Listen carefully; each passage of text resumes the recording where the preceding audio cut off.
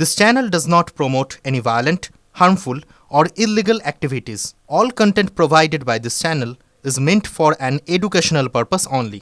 হাসখালী গণধর্ষণ কাণ্ডে সাজা ঘোষণা, নাবালিকা গণধর্ষণ ও খুনে 3 জনকে আমৃত্যু কারাবাসের নির্দেশ। তৃণমূল নেতার ছেলে সোহেল গোয়ালি সহ 3 জনের আজীবন কারাবাস।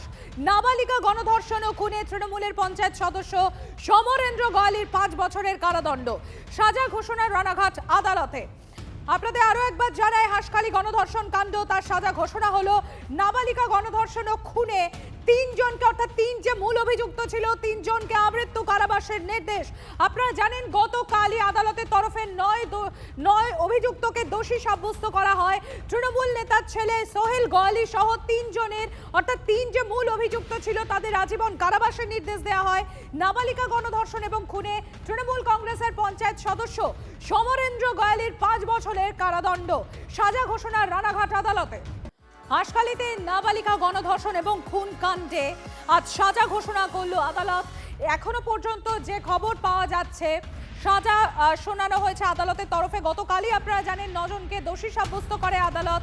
3 মূল অভিযুক্ত তাদেরকে আজীবন কারাবাসের নির্দেশ দেওয়া হয় এবং যে তৃণমূল কংগ্রেস নেতা সমরেন্দ্র গোয়ালি তার 5 বছরের কারাদণ্ড দেওয়া হয়। তার বিরুদ্ধে অভিযোগ ছিল তথ্য প্রমাণ লোপাটে।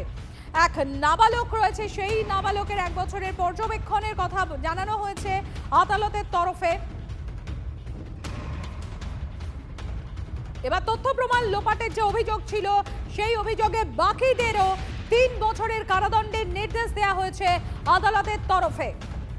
তৃণমূল নেতার ছেলে সোহেল গোয়ালি সহ 3 জনের আজীবন কারাবাস, অর্থাৎ 3 যে মূল অভিযুক্ত তাদের আজীবন কারাবাসের নির্দেশ দেওয়া হয়েছে আদালতের তরফে।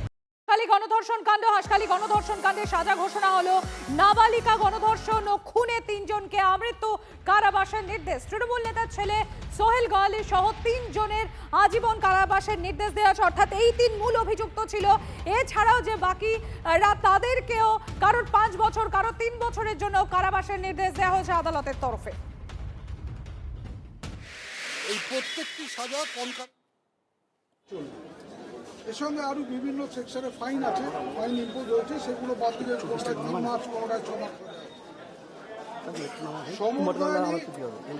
দীপ্ত গোয়ালি এবং পীযূষ ভক্ত এই 3 জনকে 506 ধারায় দিয়েছে হচ্ছে 5 বছর, আর 201-এ দিয়েছে 3 বছর।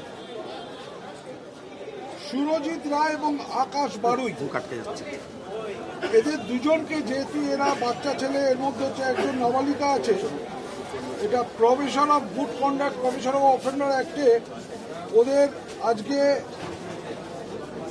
বলেছেন যে 1 বছরের জন্য ওদের ছাড়া হচ্ছে, ওদের ছেড়ে দেওয়া হচ্ছে এই মামলায় 50,000 টাকা বন্ডে। এবং এই 1 বছর এরা এই প্রফেশনাল অফিসারের সঙ্গে দেখা করবে এবং